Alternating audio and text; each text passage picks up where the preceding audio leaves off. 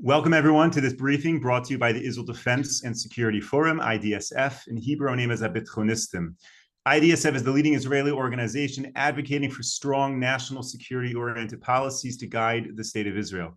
We are a movement of more than 20,000 people, including many reserve officers and operators from all branches of the Israel Defense establishment. Thank you, of course, to all of our viewers and supporters for tuning into this briefing and our previous briefings. It's a great honor to be joined again by Brigadier General Amir Avivi, the founder and chairman of IDSF. General, it's good to see you back in Israel.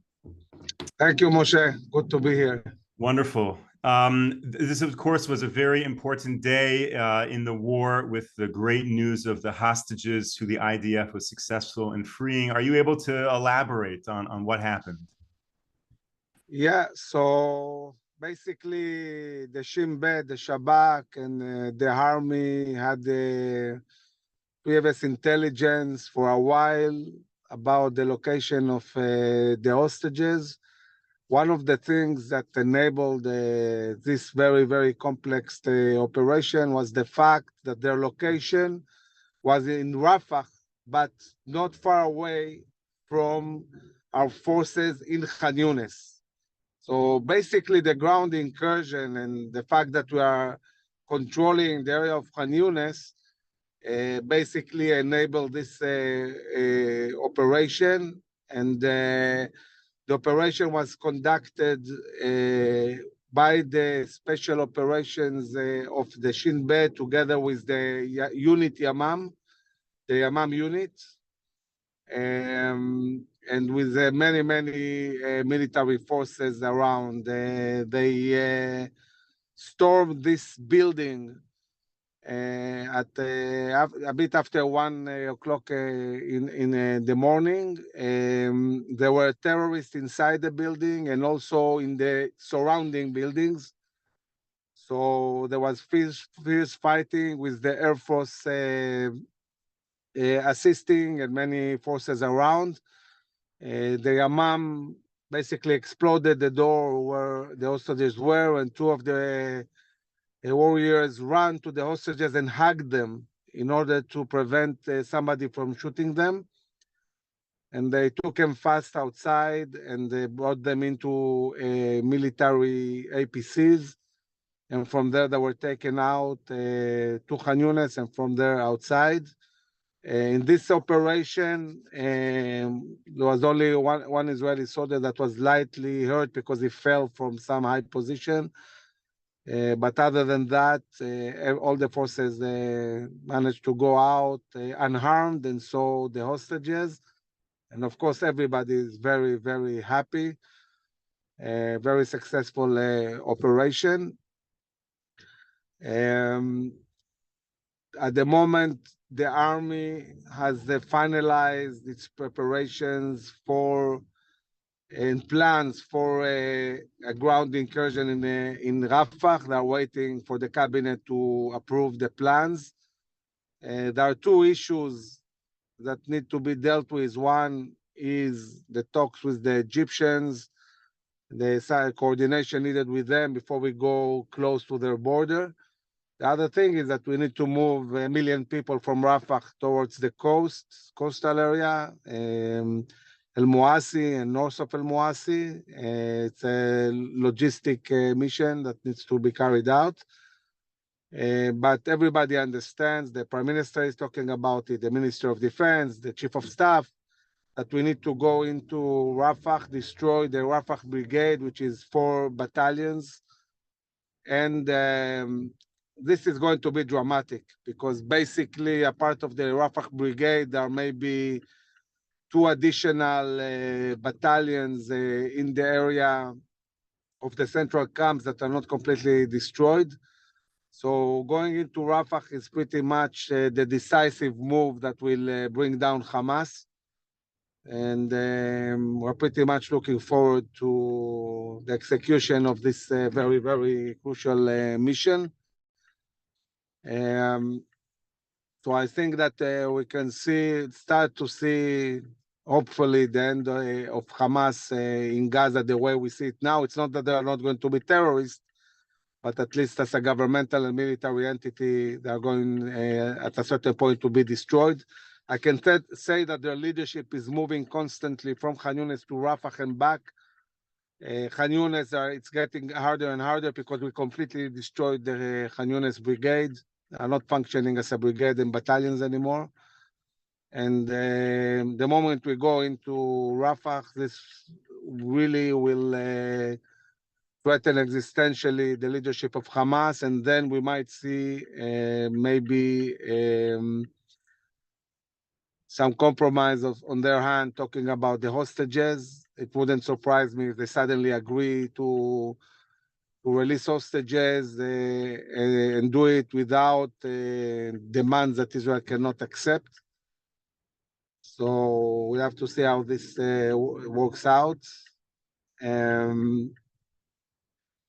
At the moment, we have still units operating in the northern part of Gaza, central part all the time, dismantling more and more of these capabilities of Hamas. In the north, the IDF has prepared its plans. If we need to go in, the army knows what to do. The units that are not in Gaza at the moment are training for fighting in the north.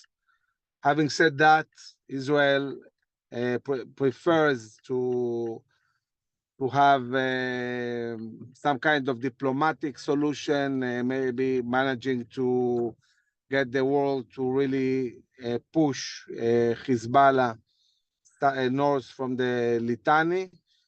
But this will be very, very dependent on whether there will be a coalition or not, whether there will be a normalization with Saudi Arabia, which we hope will happen, and how determined will be the US administration towards them. And it's not simple because as elections are getting closer in the US, there are more and more political considerations, which sometimes might be bigger than national security considerations. So we really have to follow and see how this evolves. Moshe, please. Thank you, General. If we could just go back to the Gaza issue for a few moments. In terms of the operation that did in fact successfully free these two hostages, are you able to comment the extent to which the intelligence was retrieved exclusively by the Israeli defense establishment versus Gazan civilians helping in providing intelligence? Is that happening? Are there any civilians in Gaza who are saying, look, there are hostages in our building, come help, or they're mostly or completely silent? So I cannot comment exactly on what was the intelligence. I can say, generally speaking, that a vast part of the intelligence the IDF is getting at the moment, generally speaking, is from people who were captured, and also from many, many documents, computers, and other things that are captured, and we are retrieving a lot of information from these sources. So if before the war, a lot of the intelligence was based more on technological intelligence, digital, in the war itself, it's mostly human intelligence and equipment and documents and things like that that we find, and through that we get a lot of information. And the challenge is to really bring the information timely to the forces, whether it's tactically as we are operating in Khan Yunis or in other places, or in a complex special operations like the IDF, police, and Shin Bet conducted this last night. So for the Gaza population then that is in Gaza, for example, the citizens that were living in that very building, should we be holding them morally accountable for not calling up Israel, so to speak, and informing on where the hostages are? So I think that definitely in any case where you have civilians cooperating with the Hamas, they are accountable for what they are doing, and it's something that we definitely need to look at it like that. And I think that in this case, I don't know exactly if there were civilians or not inside the building, or it was completely controlled by Hamas. This is not clear, but we'll have to see. We'll probably know more in the coming days.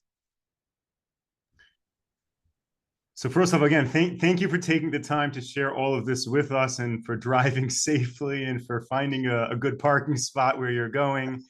In terms of the Egypt border, what is the state of affairs? There's a lot of reports in the media that Egypt is on the verge of breaking out some type of fight with Israel. What is the state of the peace agreement between Israel and Egypt right now? So I think that when we're talking about the operation of the IDF, I don't see, and I know very well Egyptian interests. I don't see how this interest really endanger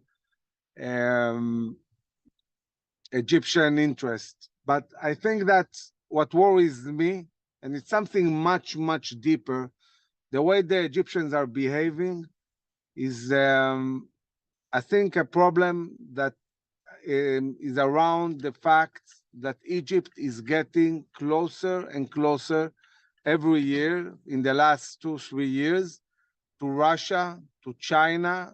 Egypt joined the BRICS, the economical ecosystem of the East and the South that was built in order to compete with the Western economy. Egypt is buying more and more military equipment from Russia, and getting closer to the Russians overall. And if a few years ago we could say that Egypt for sure is on the American side, on the Western side, it's part of the American alliance, I'm not sure we can say that this is for sure the case anymore. And the more we see a bipolar world, West and East, and the more we see Egypt getting closer to China, to Russia, this is a sign that maybe in the medium or long term, we might find ourselves in a different reality. One of the things that is happening now, we talked a lot about the Houthis and the Red Sea, but we need to understand that when shipping is disrupted in the Red Sea, this means it hurts directly Egyptian economy, because the Egyptians do get a lot of money from the Suez Canal, from ships moving through Egypt. And when there are ships that are frightened to go through the Red Sea, it means that the Egyptian economy is really hurt. And this is something that shows that Iran can really endanger the Egyptian economy through the operation of the Houthis. And this is also something that we need to take in account. When I look at peace agreements, I don't like the tendency to describe them as something, I don't know, with morals and so on. I mean, we had a very good relationship with Iran many years ago, and now it's different. And we had amazing relations with Turkey, and now it's different. And nothing can assure us that in the future we won't have problems with Egypt, even serious problems. And I want to remind that every single weapon that we see in Gaza came from Egypt. They basically enabled endless amount of weapons to go into the Gaza Strip. And this is also something we need to take in account. And the Egyptians are building a huge army. Their training is all stimulated against Israel. And I think the Egyptian, as a nation overall, the society itself detests Israel. It's not a nice place for Israelis. So yes, we have a peace agreement. We have common interest. Still, the U.S. is the dominant, but we better keep our eyes open and be ready for any future scenario we might face this coming 10, 20 years. Nobody knows what will happen. There's historically, there's been a little bit of a rivalry between Egypt and Saudi Arabia. If Saudi Arabia, in fact, normalizes with Israel, does that affect the Egypt relationship? Well, it's a question because it's obvious that normalization with Saudi Arabia, especially opening economical corridor that connects India, UAE, Saudi Arabia, Jordan, and Israel, will be very beneficial for Israel. It will be devastating for Egypt, because then really there will be no reason why going to the Red Sea, and Egypt is going to be affected by that. So when we normalize, if we normalize relations with Saudi Arabia, and when we open an economical corridor that bypasses Bab el-Mandeb and goes straight to UAE, this is not in the interest of Egypt. So I'm not sure exactly how Egyptians see it. I don't see what's the benefit for Egypt. And I think that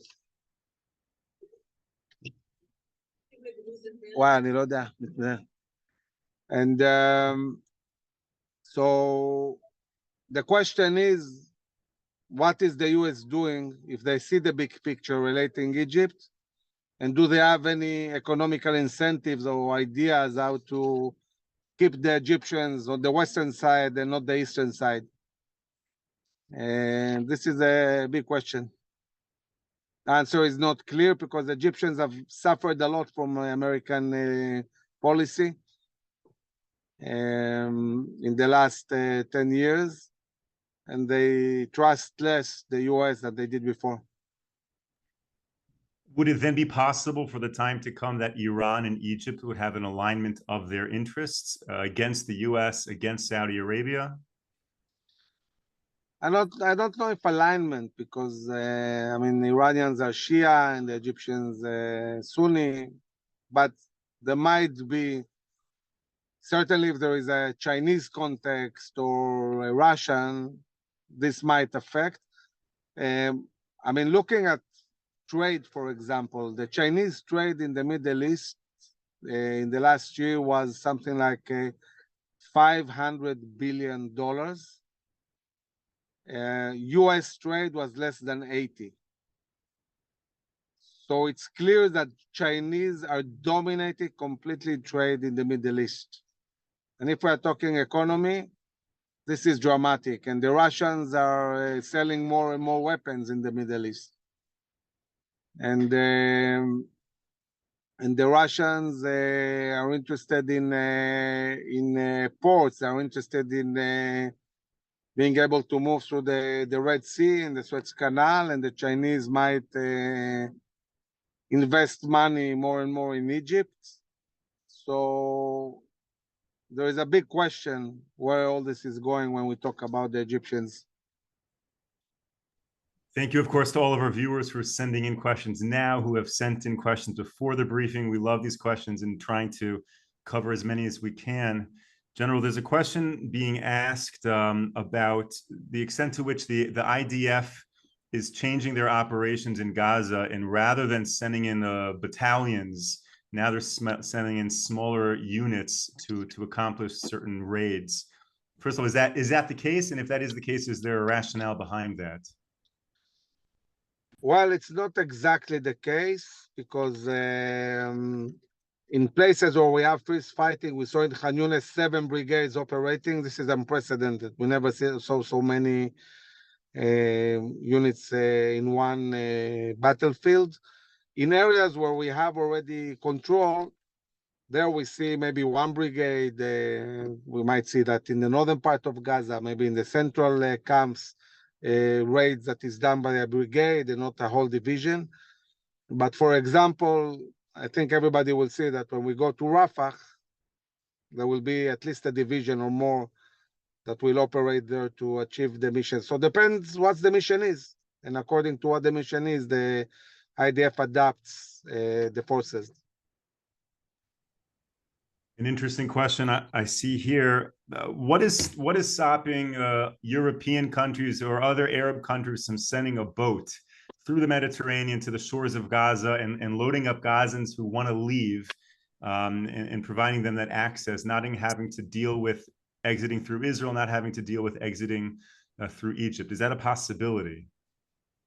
Well, I think that the main problem is that people talk a lot about humanitarian aid to the Palestinians, but what they really want is to stick them in Israel and perpetuate the Israeli-Palestinian conflict. And therefore, we don't see any motivation of people to really assist the Palestinians. But what we see is more people basically doing everything they can to block the Palestinians inside the Gaza Strip.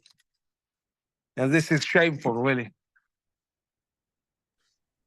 For sure, for sure. And in terms of the failures of UNRWA, is there a solution in place right now to deliver humanitarian aid? Is the IDF stepping up and distributing? What's happening with that? So basically, all the aid is coming, whether it's coming from Egypt or from Israel, it's coming to Israel. We check it, and then we send it inside Gaza. The problem is that once it goes to Rafah, through the Kerem Shalom crossing, Hamas gets hold of it. So we know that unfortunately most of the aid is captured by Hamas, and at best Hamas afterwards distributes it to some of the people, but they take most for themselves. And this is very, very problematic. So we need to really, once we take over Rafah, this will be the moment that will control everything in Gaza. And by controlling everything in Gaza, we'll be able to basically assure that there will be no Hamas ability to get this humanitarian aid, and also will take from the Hamas its ability to really assist the people of Gaza. By doing that, basically, Hamas rule over Gaza will be pretty much over. And when that time comes, is the war in Gaza going to be downgraded to some type of combat state? Is there an anticipation of when that would happen, or is this just a prolonged state of war for the good future in Gaza? So yes, the moment this is going to happen, once we destroy all the battalions of Hamas, and we are not far away from doing that, and once we take from Hamas the ability to rule by controlling the Egyptian border and everything that goes into Gaza, at that moment, the IDF will take most of its units north, and will leave enough units to continue the raids and continue to diminish Hamas capabilities. Now, across Israel, it seems like we're hearing and seeing more soldiers coming back home. What are the current numbers right now in the IDF? Have many of the reservists been released, or is the IDF still keeping up those numbers? So, can you ask again, Moshe? I'm not sure I understood. Moshe, can you ask again? Oh, I'm sorry. In terms of the number of reservists that are still on active duty, what are the numbers like? Has the IDF sent many of them home right now? Yeah, there are many who were sent home, but they were sent home, and the IDF told them, "We will call you back probably soon." So the IDF, probably many of them will start being called back to a possible war in the north, or to continue operations in Gaza. So the army is preparing its operations like a year ahead. We're also changing the law by which we call a reservist. The army is also building new units, so we can really try to make it easier for the soldiers in reserve not to serve as many days as they are serving at the moment. by building more units that will participate in the effort of operations and war. So there are many steps taken. We're also changing again the time of service from 2 years and 8 months to 3 years, as it was before. And this is all to sustain a prolonged war that will probably continue between a year or more, depends on what will happen in the north. How do you think that will affect Israeli society? Does Israeli society have the resilience for that long war? And maybe you can speak a little bit about what IDSF potentially needs to do in order to build that spirit. Yeah, you know, we managed to exist almost 4,000 years. I think we can make it one more year. Well said. Well said. We only have a few minutes left. Any final message you want to share today with our viewers? Yeah, so I must say that I talk a lot to warriors and commanders who are in the battlefield. They all feel that they are winning big time. Every single encounter, they destroy Hamas, learn very fast. And we see, really, when I look at what the IDF did in Khan Yunis, it's pretty amazing. The ability to fight underground and above ground. And even if we look at today, at the release of the hostages, we see how strongly the IDF can operate and how accurate and the intelligence. So this is good news.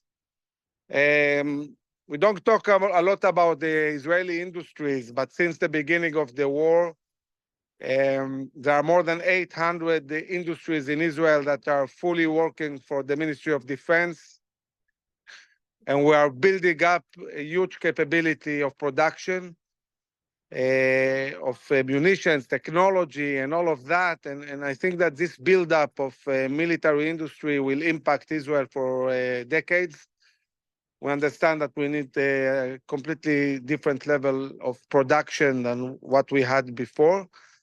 So it's very clear and evident that every minute that passes, we are getting stronger and stronger and building ourselves, and Hamas is being destroyed step by step. And we are continuing, by the way, our meetings with the Prime Minister. I think that it's important that you all know that these decisions, the decision to go to Rafah, and all of this, we are deeply involved and really empowering and strengthening the government and the army in these decisions. And really, the place that IDSF has today in what happens in Israel is dramatic. Not only on media, social media, which we see a lot, and all the briefings we do every day around the country, but really advising and talking to the Prime Minister and Minister of Defense. I'm meeting with both this week after arriving from the States. So definitely we feel that we're making an impact, and we're happy really to see the IDF doing very well and winning in Gaza. Brigadier General Amir Avivi, thank you so much for all that you are doing to defend the state of Israel, and thank you for sharing that with our viewers. Thank you, of course, to all of our viewers and supporters for tuning into this briefing. We will be back with you tomorrow, 10 a.m. Eastern time, for another briefing. We will have with us the head of IDSF Research, Or Yisachar, for some very important updates on this war. Until then, stay safe, stay strong, everyone. Take care.